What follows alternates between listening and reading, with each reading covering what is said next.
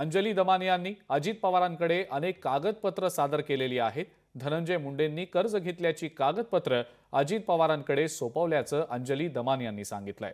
मुंडे आणि कराड यांच्या fly ash या कंपनीची कागदपत्र ही अंजली दमानियांनी अजित पवारांना दाखवल्याची माहिती मिळतेय।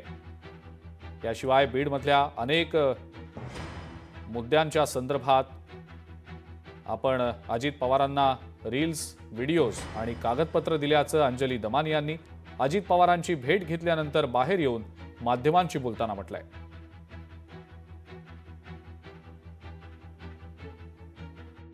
एक तर हा कॉग्निझेबल ऑफेन्स आहे आणि इलेक्शन कमिशननी जर ठरवलं तर त्यांचं मंत्रीपदच काय, त्यांची आमदारकी सुद्धा रद्द होईल। आणि हे होताना मला दिसतंय जर यांनी आज कारवाई केली नाही तर मी सीजनकडे ऑलरेडी पत्र लिहिलेलं आहे आणि त्यांच्याकडनं याला सुओ मोटो पिटिशन दाखल करून घेण्याची विनंती देखील मी केलेली आहे।